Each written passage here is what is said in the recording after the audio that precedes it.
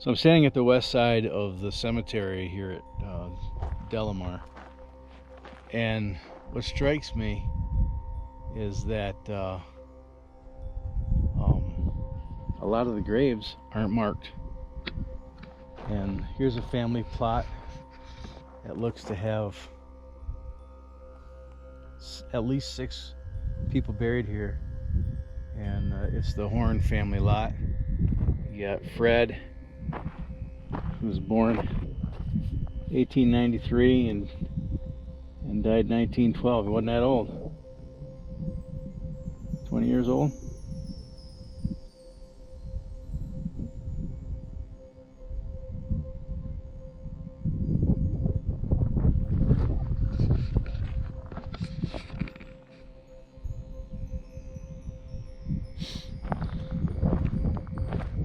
And Cyrus, 1859 to 29. He's a pretty old fella.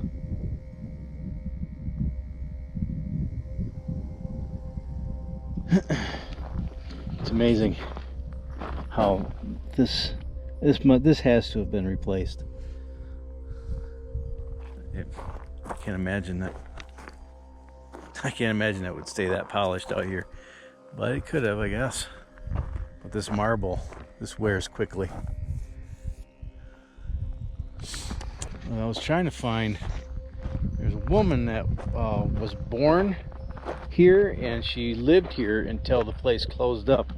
Apparently she was buried here, but I don't know. I saw something over here. I don't know what this is. Check this out. Somebody has placed that. That's plastic. It's not even real.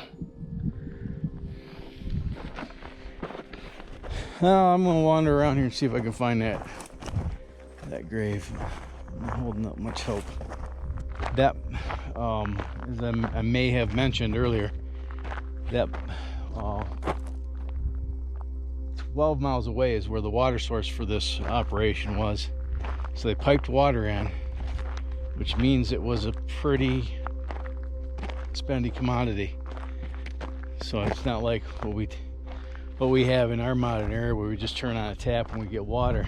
One of the things they did here in the mill is they ran the crusher dry. They didn't run water through it. And the host rock here is what is it? It's quartzite. It was quartzite. And when you crush that, it creates a really fine dust. And it's got a lot of silica in it. And that's what those miners were breathing. They didn't have N95 masks back then. They didn't have any masks back then. If you wanted to filter air, if you wanted to filter the air that you were breathing, put your shirt up over your nose like so. This is Richard Gordon, born 1857, died 1907. So likely, a lot of they show a lot of deaths around 1905, 1907. The markers that I am finding. And these are likely miners that have died of, what is it called? Silicosis? Silicosis from breathing silica. And it just tears your lungs up. And you end up, that silica gets in your lungs and it mixes with the juices in your lungs and it solidifies into concrete. And all the little air sacs in your lungs, they get brittle and break, and you end up drowning in your own juices. Sounds lovely, doesn't it? This is a pretty weathered piece of concrete. And it doesn't say anything. That sucks. This is concrete.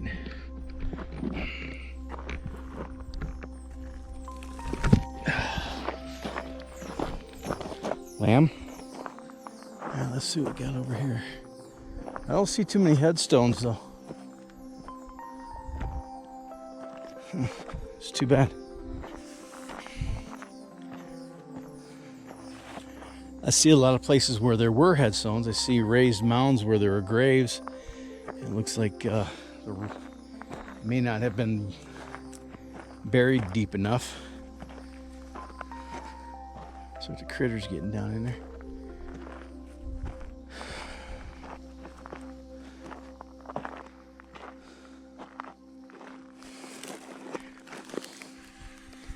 It may have said something, but can't read it no more.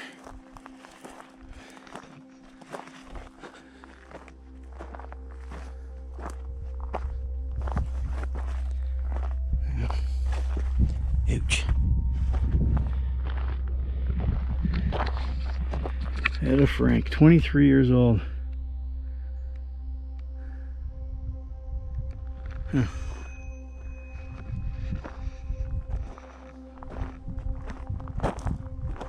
It had a plaque on it at one time, but no more.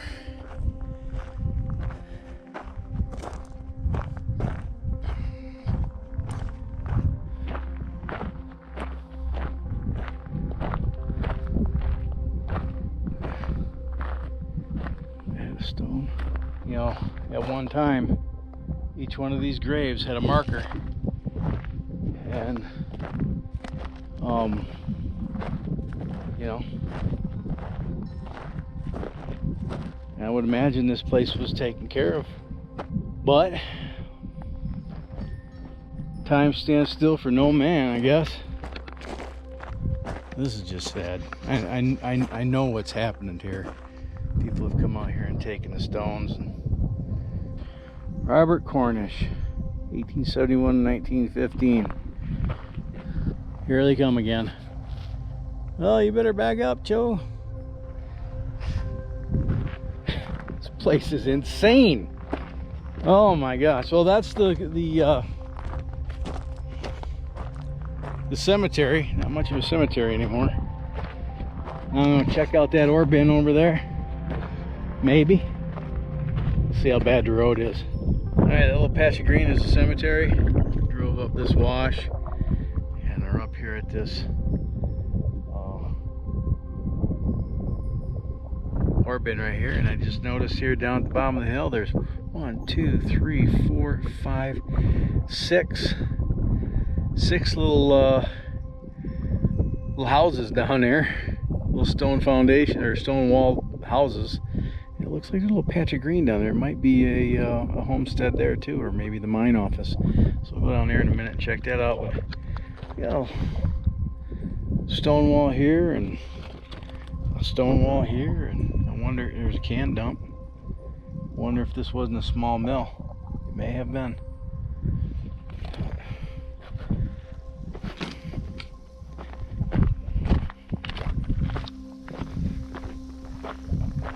Hey.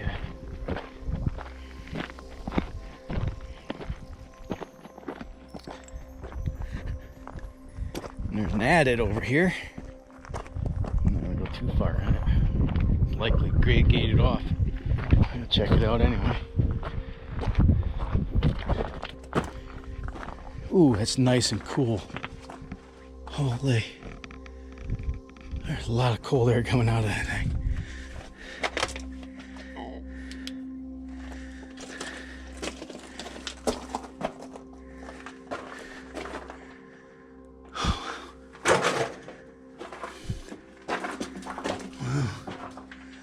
Nice hard rock mine.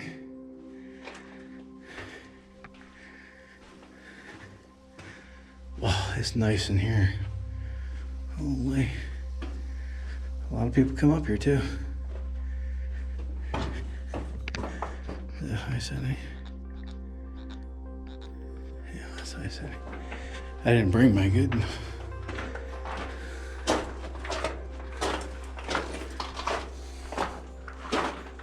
I'm not gonna get too far back here. There's a heck of a lot of air coming through here.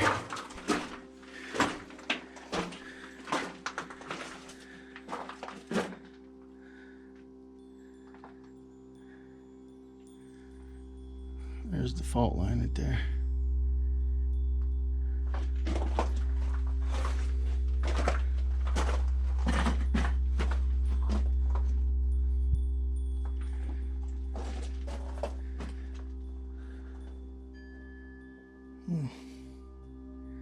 Alright, I'm not going to go any further. Nobody knows I'm up here. This would be a good one to explore though.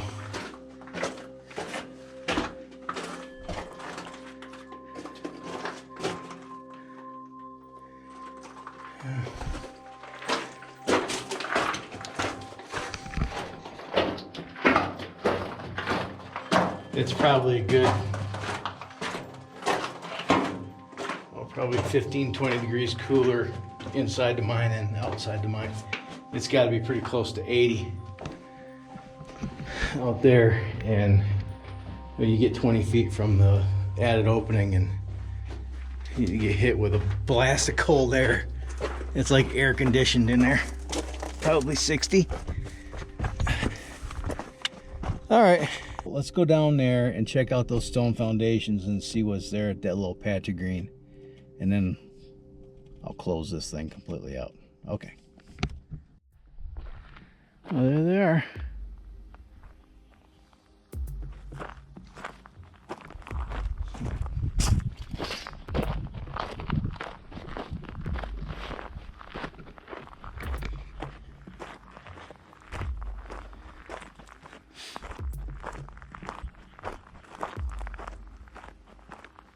All pretty much the same. This one's got a stove in it.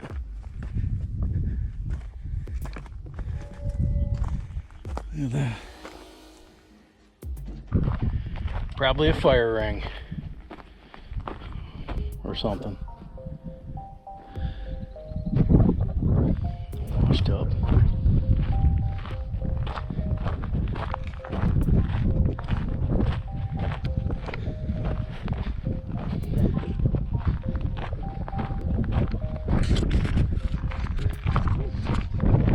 See some stone ruins down there too. I'm gonna take a walk down there. What did I spy with my little eye? A little horny toad. Look at him. He's so cute. Come here, little fella. Look at him. See him? He's such a cutie. He's so cute. Here, bud. Come on, bud. Come on, bud. Look at him. Ain't he cute? It's a horny toad. Alright. I don't know what it is. It's some kind of lizard. But he's cute. There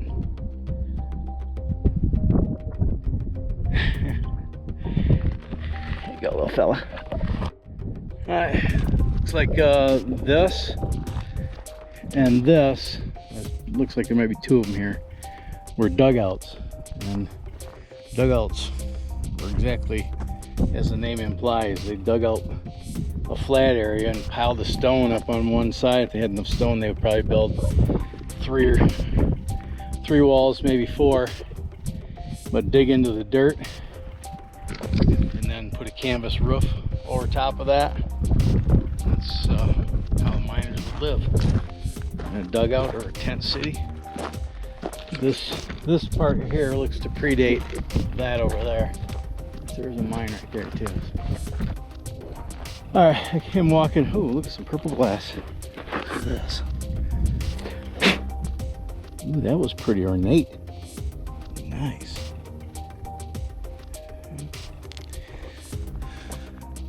So that was, you know, when that piece of glass was new, it was clear, and baking out here in the sun, the manganese in the sand is what turns that purple. See, like that one too. Looks like a light bulb.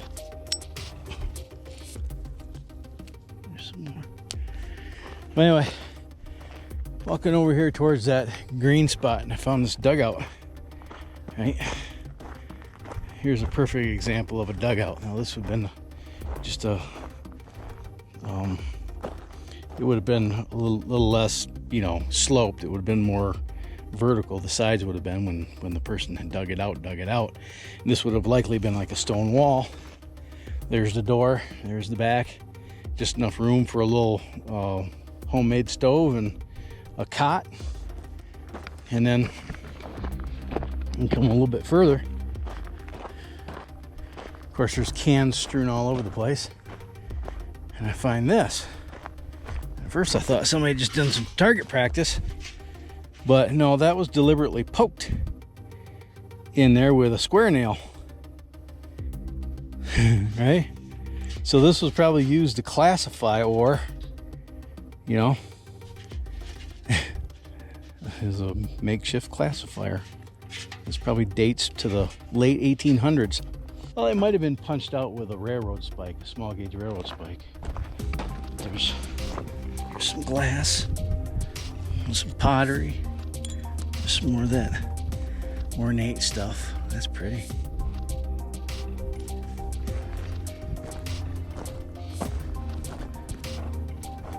Well, let's go over here. Look at those pretty flowers. Don't touch that. Look at this.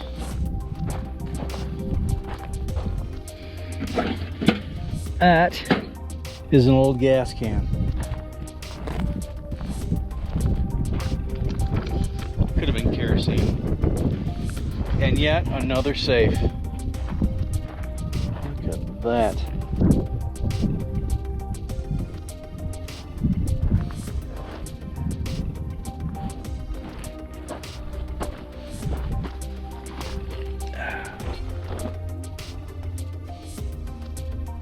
I don't know what it is, but whatever it is, we're doing it now. Check this out. Oh, wow. Wow. It's no milk jug. I wish it was intact. Pieces of the old stove.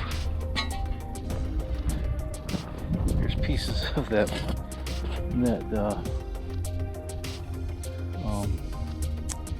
safe. This might have been the mine office.